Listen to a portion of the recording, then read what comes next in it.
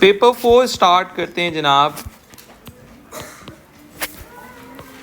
ठीक है जी, पेपर 4 हम स्टार्ट करने जा रहे हैं। दिस इज़ अवर लेक्चर 1 और इस लेक्चर के अंदर हम क्या करेंगे, हम सबसे पहले तो पेपर पैटर्न को डिस्कस करेंगे जनाब। इसकी वेटेज ज़्यादा होती है हमारे पेपर 4 की। ठीक है, if you talk about paper 4, ठीक है, this is all about 70 marks question, 70 marks in total, and you are having 1 hour 45 minutes. You are having 1 hour 45 minutes. ठीक है, 1 hour 45 minutes means what? 105 minutes. अब मैं आपको इसको डिवीजन आपको बहुत टेक्निकल तरीके से समझाऊंगा. You need to understand this particular thing. ठीक है, देखें, if we talk about the topics of this chapter, this unit, that is all about globalization, mass media and religion. ठीक है जी, अब अगर मैं बात करता हूँ globalisation, mass media and religion के हवाले से, so actually what you need to do, you need to attempt 2 questions.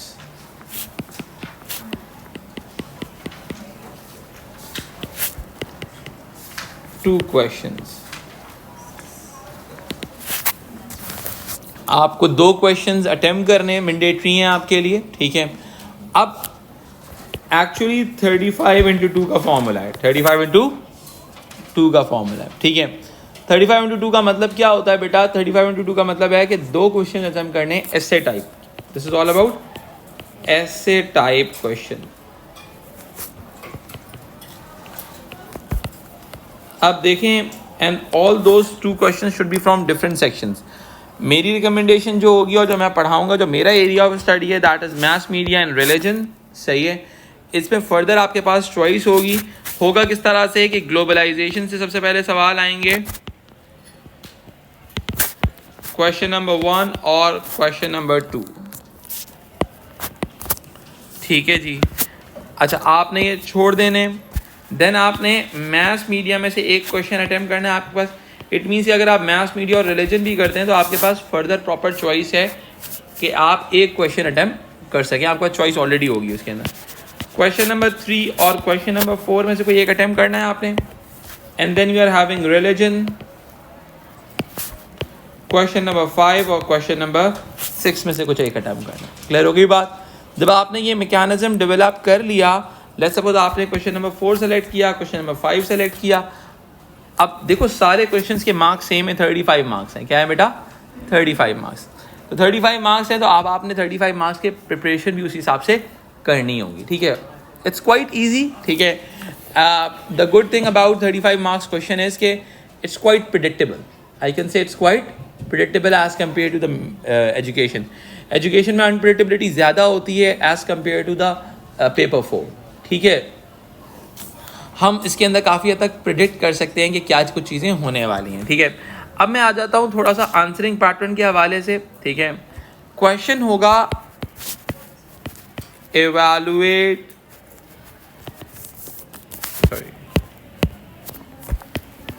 evaluate the view. आगे एक स्टेटमेंट दी हुई होगी. फॉर्मेट सेम है, फॉर्मेट में कोई चेंज नहीं है. आप at least 6 paragraph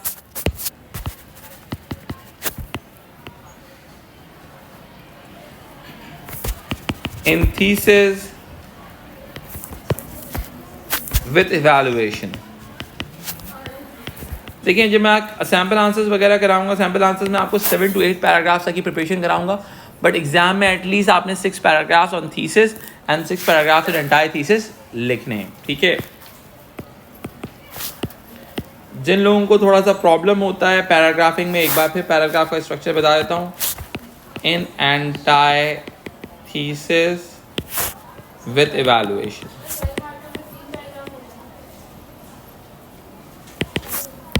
If we talk about the paragraph structure, paragraph structure क्या होगा जरा सा उसको स्टडी कर लेते हैं.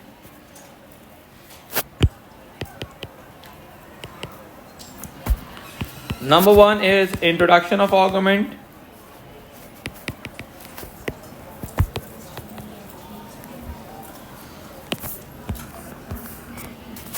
फिर आ गया explanation of argument.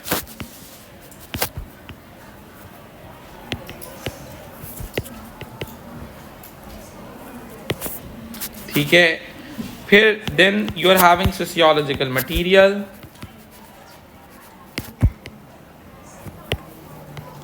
अब सोशियोलॉजिकल मटेरियल में क्या आ जाएगा?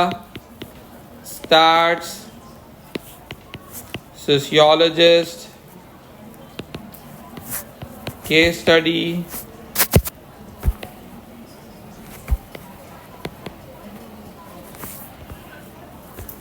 एग्जाम्पल्स.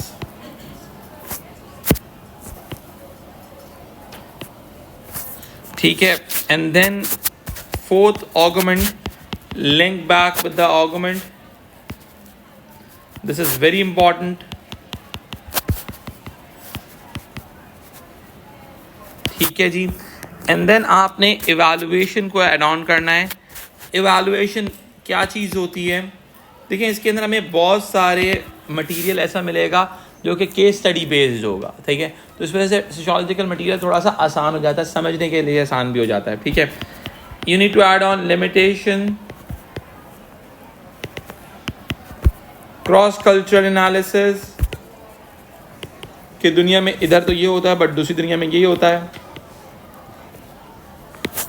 ग्लोबल पर्सपेक्टिव,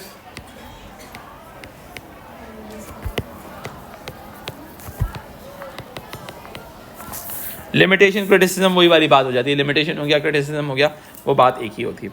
तो automatically this is your paragraph structure. इस तरह से आपने 6 paragraphs, 3 thesis in 6 paragraph in entire thesis करने हैं. ठीक है. अच्छा, अब आपको इसको अटेम्प्ट करना कितनी देर में बेटा? बहुत जो सबसे बड़ा टास्क होता है जिसकी प्रैक्टिस आपको करनी होगी बहुत ज़्यादा.